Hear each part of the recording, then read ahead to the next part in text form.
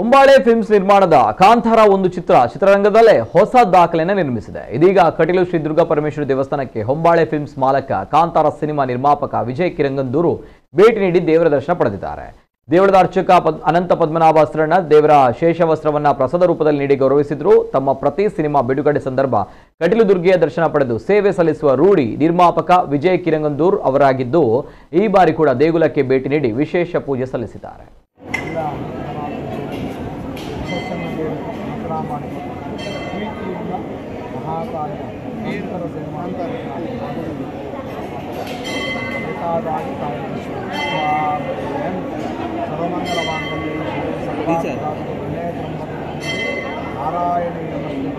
Narayan